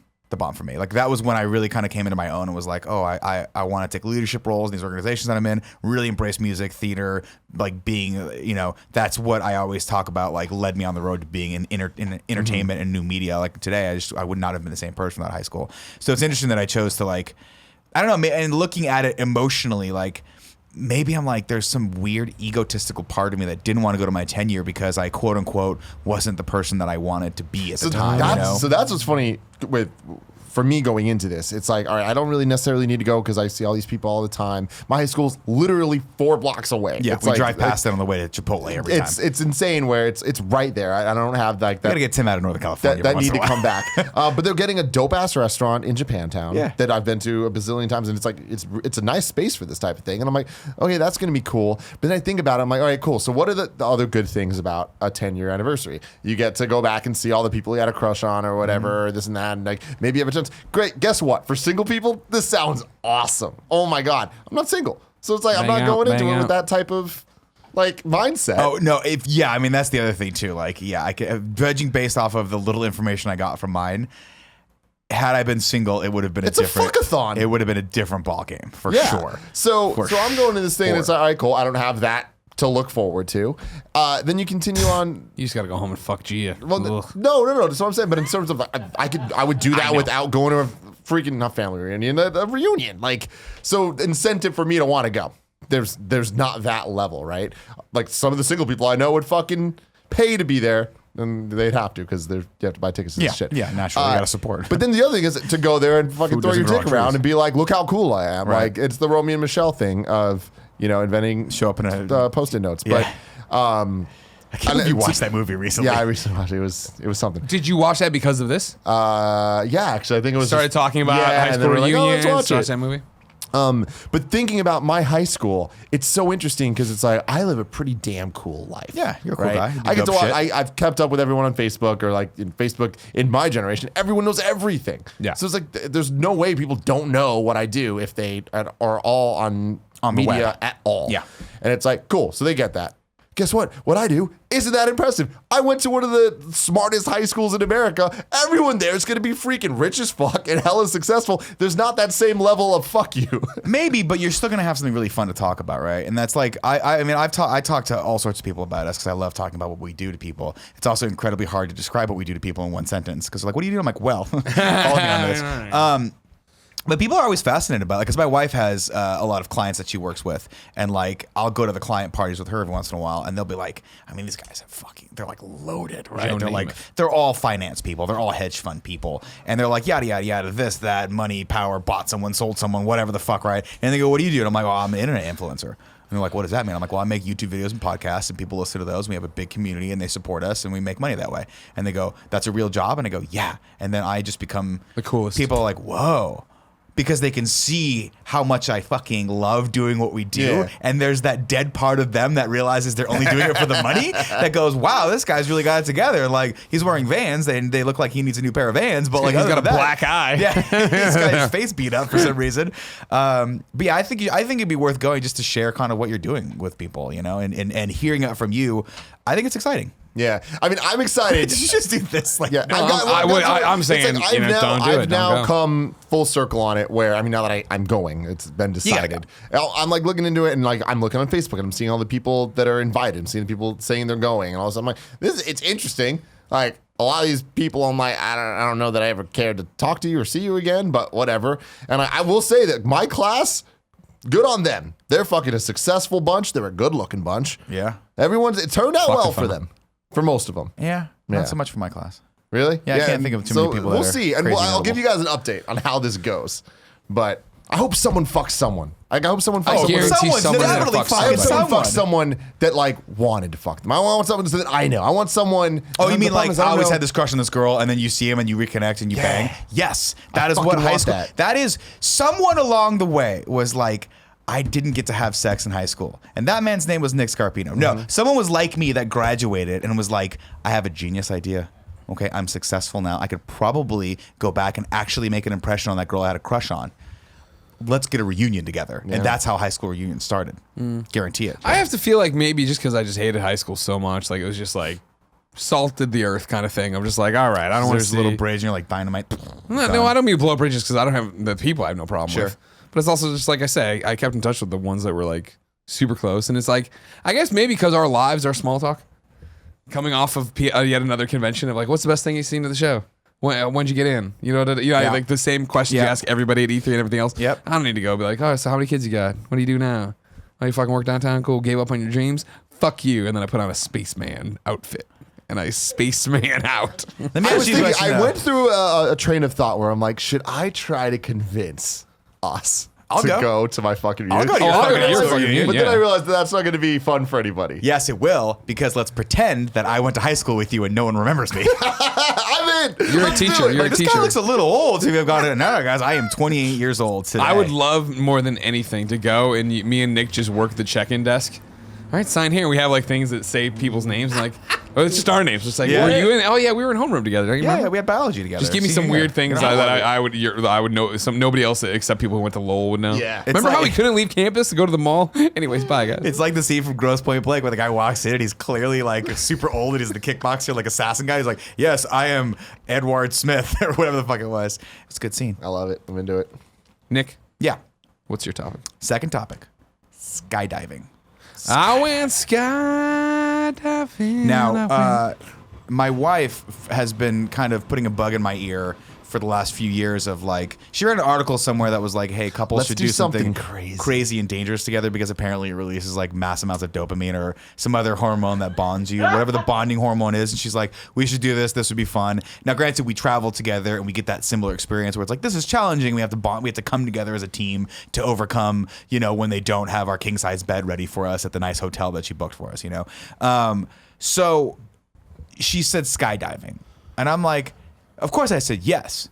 And then I'm like, if I don't ever say anything, we'll never do it, right? Yeah. But then I forgot who I was married to because my wife keeps copious notes in I shit you not, a handwritten calendar, and we'll put things on the calendar of like, hey, remind Nick about skydiving. And so last year I got out of it because we did a hot air balloon thing that freaked me the fuck out, and I will never do that again. This year I she was vaguely like, remember that.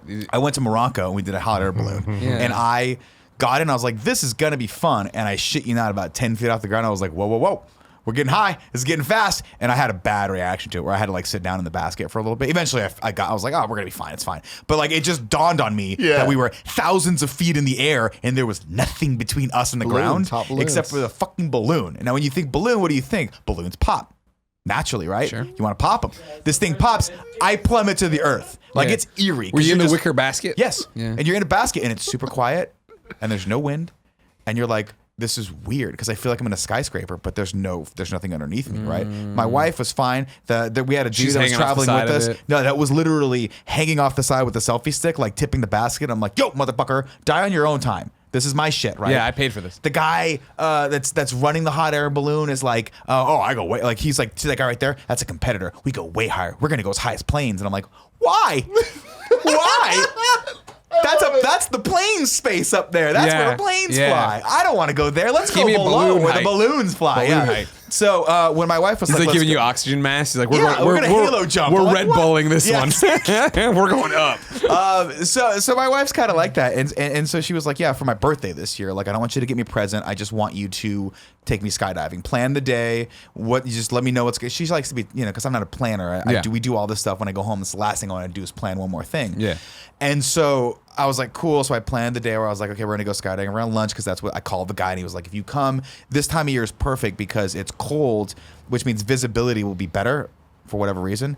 If you come at noon, that means all the cloud coverage will be burnt off. So I was like, okay, cool. We're gonna get breakfast first, and then we're gonna go at noon, and then I'll find a restaurant for us to go to, which I found a barbecue place called Speakeasy Barbecue up in Nevada, which is actually pretty good. And so I'm like, but I think I'm going to freak out because this is combining two of the phobias that one I knew I had, one I didn't know I had until a hot air balloon, which like I didn't know that heights freaked me out, but I do know that small planes definitely freak me out because I'm still dealing with like a little bit of claustrophobia here. So I'm like, I will see what happens.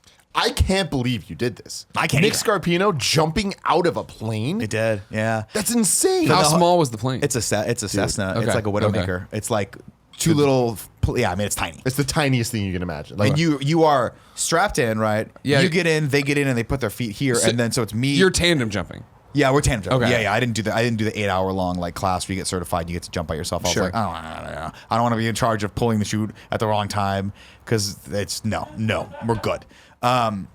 So we get there. We get to this nice place. We went to Skydive Golden Gate, which is this little tiny, like a little skydive outfit up in Nevada. Really nice people. Really cool. The guy called me a couple times to confirm and like answered all my questions. Really nice guy. So I recommend you go there. They made us feel safe. They were cool. We met the people we were going to jump with. And so my wife and I really weren't freaking out. And I was like, I'm going to start freaking out at some point. It's going to happen, but it just hasn't happened yet because we're still on the ground, right? Get in the car to go over to the plane because the runway that they take off at is under construction, so we had to take off out of Petaluma. So I had a good 30-minute ride, think about how much I was going to freak out. I'm like, probably going to freak out. Get to the plane. I'm like, that plane's super small. Never been near one of these. This is going to be not good. My wife's smiling. She's super excited. And I think it was because she was so like, this is going to be cool, that I'm like, all right, I guess I'll just go with this until inevitably the door shuts and I start freaking out. And I asked the guy, I was like, do people freak out, and what happens if that happens? You know, I always like to have a little security blanket of like, if I freak out, I want to be able to know that if I'm not going to jump, we're just not going to jump, we're going to land, whatever. The guy's like, no. I mean, people freak out, and it's really not a good thing to do up there because you have to ride the plane back down, and that's not a fun experience. You want to go out of the plane.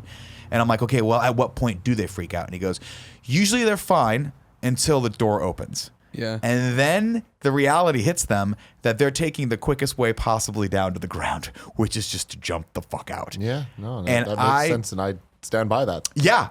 You rode with the door open So the that was entire the time. thing. I was totally fine. I was hyped. I was like, fuck yeah, let's go. And like, there was video footage, and it's like they shot the vlog for me. Oh, yeah. essentially. They did the same thing. I have that Of like, footage. how do you feel and all this stuff, and it's just like, okay, cool, let's go. And I was super hyped, and we get on the plane, and it was me and like maybe 4 of my other friends, and 2 of them had done it before. How big was your plane? Because mine was tiny. Mine would not have fit 4 more people in there. I mean, it was real tiny, but I mean, we were scooched in like Okay. dick to ass.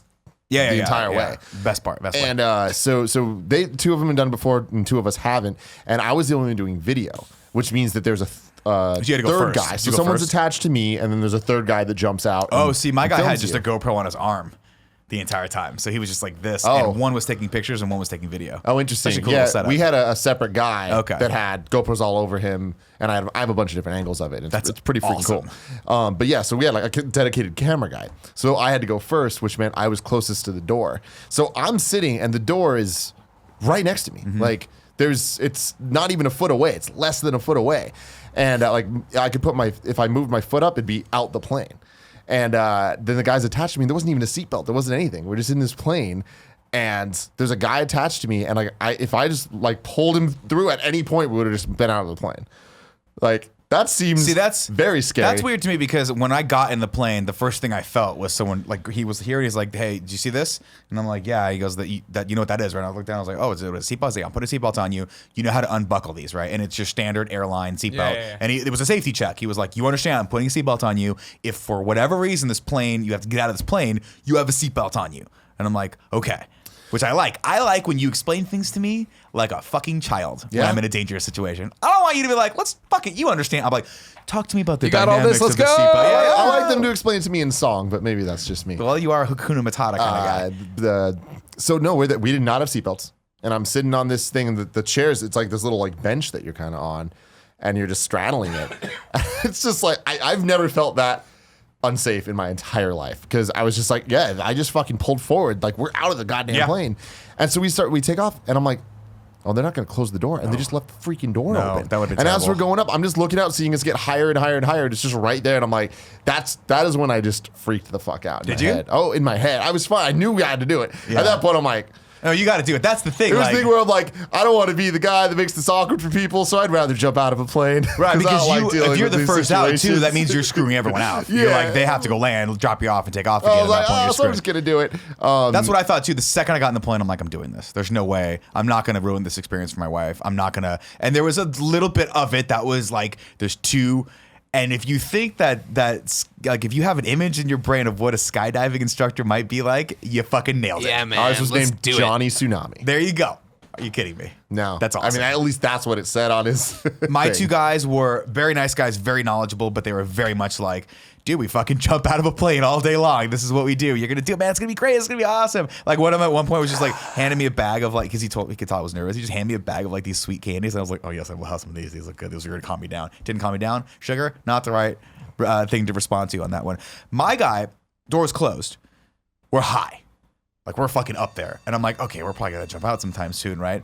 Now they gave us 2 options at Skydive Golden Gate. They were like, you can jump out at 10,000 feet, which is pretty normal, or if you pay a little extra, we'll take you up to 14,000 feet, which means that the free fall lasts a little bit longer. And I was like, 10,000 feet. And as I'm saying 10,000 feet is fine, my wife's like 14,000 feet, 100%, right? And I'm like, oh, I guess we're I jumping mean, out if at you're going, 14,000 you're gonna feet. do it, dude. Do it So big. I remember distinctly thinking we are really fucking high above the ground right now, which you don't get when you're in an airliner because everything, you got room to walk around. But when you're in a little tiny plane and it's like it's rickety, and you're like with this upholstery's from the 60s, like this plane can't be that young. Like, you know when you go to a theme park, or like not even a theme park, A carnival. Yes. and you go on a roller Yes. coaster, That is the how feeling. it feels. Not- Except the doors open and Yeah. you're thousands of feet in the air. And so my door was closed, and I remember asking this guy, I was like, we're pretty high, man. Like, how high are we right now? He's like, 6,000 feet, man. And I was like, 6,000 feet. And he's like, yeah. I'm like, as in 8,000 more feet to go. He's like, oh, we're going high. And I was like, oh my God. But to the credit, they were like, one of the reasons that people like to come to us is because when you go up in Nevada, you can see like the mountains, the ocean, you can see the city, you can see the like you get a bird's eye view of the entire like Northern California area. It is fucking stunning, and it was clear. It was like a crisp, clear day with like the sun just right where it needed to be to like perfectly light the rest of the. And I was like, this is really beautiful. And then the guy goes, "This okay? What are we talking about on the ground? My foot goes out first. Your 2 feet go on this little pedestal, and then my next foot's gonna come out, and then we're gonna jump, right?" And I was like, "Cool." He said, say it back to me. I was like, your foot first, my 2 feet, then your foot, and we go. Great. So gets time. The door opens. I'm like, that is a shocking amount of noise that is coming from the outside of this plane. Now, I remember it triggered a memory for me. I remember watching Mythbusters. And by the way, people ask me, hey, how many times did you bring up Point Break? 5 times I bought up Point Break because I fucking love that movie. And ever since I saw that, in the back of my head, I'm like, maybe one day I'll see it. The remake, For me, it was right? Power Rangers. Fuck you for that. No, it's the Patrick Swayze, Keanu Reeves classic. And you remember those skydiving scenes? They're yelling back and forth. Bullshit. No. Fucking Not way. a It chance is in so hell. loud when you're free falling. All you hear is wind, right? And so, and that's what the door sounds like when it opens. So he goes, ready? I'm like, ready, right? He goes, say loud with the camera. I was like, hey, what's up? His foot goes out. My 2 feet go out. We are out of that fucking plane. That last foot was just that was a red herring, man. He was like, nope, because you're waiting for that last bit and then you're just out. Yeah. And the weird thing was, they had told me before, I was like, I don't believe this, but he goes, because the plane's going so fast, you're launched and your inertia changes. You don't feel that sinking feeling like when you jump off of like, you cliff jump or like you go on a roller I'm cliff coaster. jumping all the time. Well, a roller coaster, Yeah, I you know, go I know. down like Your stomach your stomach drop. goes, oh, you feel like, Turbulence in a oh. plane. Or like that where you get that weird thing, and even in video games, you'll jump off and you're like, oh, yeah, your body will feel it. I didn't feel it. It was just wind, and I flipped, and then we stabilized, and I was just like, I'm falling. I'm just falling. Like, this is weird. And it didn't even feel like falling. It just looked like there's wind coming at me, and like the scene in front of me is getting a little bit bigger, and that's it. And then boom, he pops the chute. And then I started getting nauseous. Oh, really? Because he started doing the thing with his circle, and I was like, "Bastard, so you gotta stop." Yeah, You just feel it. You gotta stop. You can't do. He's like, "You doing okay?" I was like, "Well," and he's like, "All right, I'll loosen up a little bit on you." And now my choke hurts. Yeah. It didn't hurt yesterday, but it hurts today. My choke hurts. I had such a different experience than you. Really? My God. Oh yeah. Well, you just described about put your feet out and then go, whatever. Totally different system. Like Really? there was a lot more steps for me to have to do. Okay. And I'm not good at that type of shit. No, I so we get can't. out. We had to do this thing where he's like, keep your legs together, tuck them back. Yeah, I had to do that too. I had to tuck him back under the butt and put my head So back. like, in and the, then when he tapped, in the like I had to footage- go out like this, and he was like, "You got to go out with your hands holding this." And I didn't realize until I jumped out of the plane that was 100% to keep me from going like this, Punching him in the and head. stopping us and like us falling. So he was like, cable like this, and then when we're stabilized, you can put your hands Then out you go like out. you normally Yeah. do. There And was I a whole like, bunch of weird steps that I had to do, and it resulted in me looking just like a big fat baby, kind of falling out of the thing. Oh, at one point I which was is sitting really on this funny. nice gentleman. Brian was his name. I was sitting on Brian from Skydive Golden Gate's lap. Yeah. And I'm just sitting there and I'm like, Brian, I'm pretty heavy right now, man. I'm sorry. Like, I've been working out a little bit. And he's like, it's fine, man. I'm like, but are your legs going to sleep? Function? Yeah. I was like, 'cause I'd like He you just to does be like a able to- weird like roll, Well, tumbling. So for me, I've told this story before, but I made the dumb choice of going straight from being at the resort, and I was wearing Chubby's swim trunks, which Oh, that's a Chubby's bad are idea. extra short swim trunks. You've got that just against your skin at this point. And so like they're 6 inches long. So like just think about that. It's not much. No. It's a lot of thigh being shown. And I didn't have underwear underneath it. It was just swim trunks. Yeah. And then I had a filthy casual tank top on. Yeah, you did. And I'm just like, Jesus. That was it. I was like, fuck it. Let's go skydiving. Did they offer you a flight suit? Like an actual like jumpsuit? No, they didn't give a fuck about me. No. Because ours, they were like, "Do you guys want a jumpsuit just in case you land on the grass and you skid? You might get like What were you wearing? I read the FAQ and it said wear jeans and a shirt that covered like has a little thickness to it. So I wore a sweatshirt, just a pullover sweatshirt, jeans, Also, and these put the shoes. fear of God in him. Yeah, he did too. He was like, it's gonna hurt if you don't. And then they gave us a Dickies like zip up workman jumpsuit to go with that. So I had a good Dodger. half an inch of coverage over Yeah, my entire body. Meanwhile, Yeah, you just jumped out. I jumped out essentially naked. That's and I'm like, baller. it fucking sucked because immediately, like what you're talking about not feeling oh no, that free fall for me, like, and I don't know what it was, but it felt like the roller coaster feeling for 15 seconds. Really? Yeah, like it was just constant, It constant didn't going. feel that way for me or my wife. She was like, I didn't feel that either. It just felt Extremely beautiful. hard to breathe. Like, Yeah, that was a little really weird. hard. But it was like, all right, cool. This is cool. Like, I was into it. Like, it was thrilling. It's like, it's that feeling of jumping off a cliff and like where you start to hear everything start to whoosh faster and faster and faster as you fall faster hit and faster. terminal velocity. And it's like, this is fucking awesome. Yeah. And then all of a sudden it goes whoosh, and it pulls up and the parachute goes. And that's when I was in the most pain in my life. And it just goes everywhere all over me. And I was just like crippled and just fucked going down. And it hurt so bad. Yeah. And I couldn't think about anything but just the blinding pain. And everything was so tight and both my legs fell asleep as I was going down. And really? Yeah. So Okay. like what you were just talking about, when I landed, my leg, I just landed like sitting down. Yeah, I was like, I moved my legs around and like curled them around behind me and just kept them going because it was. Yeah, I mean, you're sitting in that in that the sling basically of the what that was not a holster, whatever the fuck they call it, for a while. And that's the thing, I didn't realize the canopy ride was going to be that long. So long. How long is the rough ballpark? Minutes, Ballpark. like Minutes? maybe four Oh, minutes, wow. 5 minutes. Yeah, Yeah, that's so way you're high. up there for a while, which is cool because then I looked up, I saw my wife shoot pop, and I was and like, cool, my wife's not dead. That's Did yours, awesome. did yours do the thing that was like, oh, do you want to control it? No, he didn't offer that to Oh, me. really? He did it for D. D was like, yeah, I got to hold the thing and like do this. You're getting car sick. That's No, what to me, I think he did the thing where, because I guess I'm heavier. He was like, hey, I'm gonna loosen you up. It's gonna feel like you're falling for a second. Don't worry, I'm not like letting you go. And which I'm glad he said that because he reached down, Dude, like, boom, and I went, whoa. and you go, like bah. you drop for You a second, drop. and And your it was asshole scary as fuck. goes tight, man, Yeah. watertight. You're like, whoa, okay, we're good, we're fine. Watertight, baby. Can't get water in Yeah. there. Can't get a thumb in there. Can't get anything in there. My thing is, I know that I'm making it sound like it was the worst experience ever. I would totally do it again. I just wouldn't be a fucking jackass. Well, and I'd call put clothes up my on. wife because she wants to do it again. You guys can go together. You can take Gita. Are you done? You're no good? The thing is, I liked it. I'm like, cool, I did it. I don't like my wife, in her words, she hit the ground and was like, do you think they'll let us go again right now? And I'm like, no, I don't think they will. I Yeah, think it's a no. schedule thing. Yeah. I made some shit up. I was like, because I got queasy I also. heard that they were talking about like the plane's got to get retired. Yeah, I was like, they got to work on the plane's done. engine. This is the last time. No, but I mean, to this credit of the shop, they dropped us off like, thanks guys, and another couple just got in and they went again. I'm like, you guys are gonna do that again? I mean, that's crazy. You're It's gonna do that expensive too. I again? mean, the only thing is, I don't want to do it again. I would. It's like I did it. I'm done. Like, it's definitely something I've always wanted to do. And No, I'm like, cool. if you were like, Nick, I want you to go with me my first time skydiving, I'd go with you. And having done it again and realizing that like all of the like, there's nothing really to be scared of other than the fact that the anything goes the waiver wrong. they make you sign is 19 initials.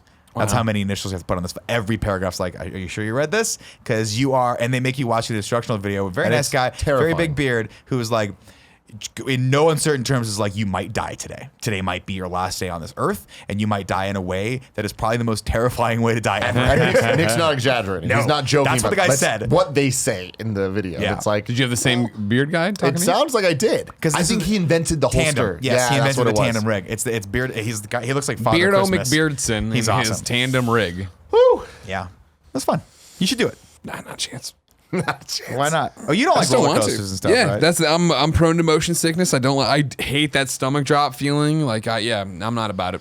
And that was the thing I've told the story before, but I always thought I would if the opportunity was presented. And we finished it up at noon once, and I took off a mic, and some dude from IGN that I never ever saw again walked over, and he's like, "Oh, hey, I just came on, and I'm doing this with sales or whatever." marketing." You never And he's saw like, him again because he died from a skydiving. Oh my God. And accident. he was like, hey, yeah, like we're working on a deal and we were thinking it'd be cool. I have friends who do the skydiving thing. If we sent you and Naomi up there, would you be down for that? And my mind was clear and I was like, no. I was like, oh, well, no, I guess I wouldn't do that. No, Yeah.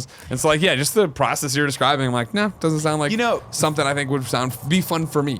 I'm glad other people get out of it. There has just been this thing that I've been trying to do this whole year, or doing this whole year, I should say, successfully, which was just been like, when I encounter things that give me any level of anxiety or fear, I stop to ask myself, I'm like, is this something that I should do just for that reason right Yeah. there? And skydiving definitely ticks off that box. Sure. Where I'm like, normally, not something that I'd want to do, but I'm like, I want to check in and see, can I sit in that plane for a while? Do I have, like, what is that feeling going to be when that door opens? And right when I jump out, is it going to be that crazy, like, oh shit, I'm going to die feeling? Or what will I feel?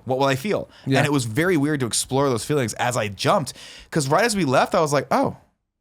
And then we were falling, and that was Yeah. it. And I was like, I took a moment to realize that I'm like, I am falling from 14,000 feet, and it's fun. Like, this is fun. This is cool. Like, and then there's the moment where you're like, I really hope that chute pops. That would be Yeah, cool yeah, too. yeah, But yeah. and then the chute pops, you're like, huh, that wasn't that bad. Actually, I liked the Freefall a lot more than I liked the canopy ride. The canopy ride, I was like, can we pop that a little bit later next time so we could just do this for like 2 minutes and then go down? Yeah. Because I got queasy. I didn't like the G-forces on it. But it was very cool because I was like proud of myself. Like I didn't think that I was gonna do this. This is cool. It's fucking fun. And my wife and I the whole weekend we were just stopping and being like, we fucking jumped out of an airplane. We fucking jumped out of a fucking airplane. Like it was awesome. It was fun. That's cool. Yeah, I think for me, it just falls into the same category as when we went to shoot guns for Kevin's thing. Yeah. Where I was all about it, like, I'll do it because we're all doing it. When we got there and it wasn't like everybody needed to do it, I was like, oh, then I want to save my money. Yeah, that's like, totally, I've shot guns. I have no desire to do it again. I don't get the adrenaline rush out of it. Like, it's crazy. It's fun to do. Like, you didn't go that one time I did in Austin. I've done it in Missouri. Sure. Like, it's like cool, but it was just like that. And the same thing here where it's just like, no, I don't want to be motion sick. And I feel like that's what would happen.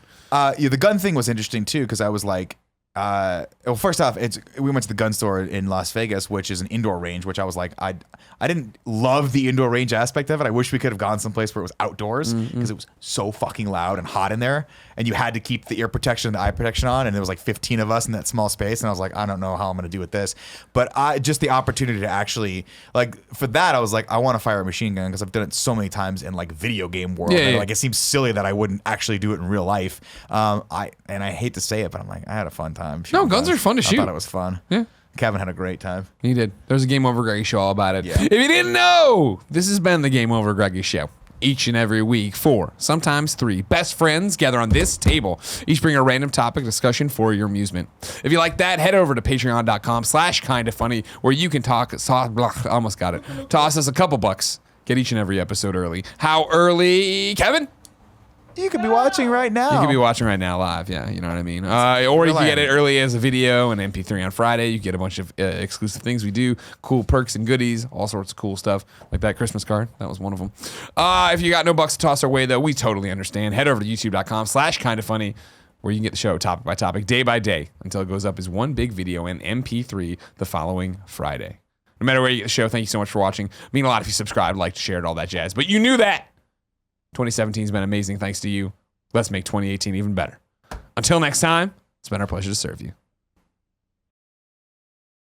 Thanks for watching the GameOverGreggy show, everybody. Did you go to kindafunny.com/the store yet? Fuck the annotations.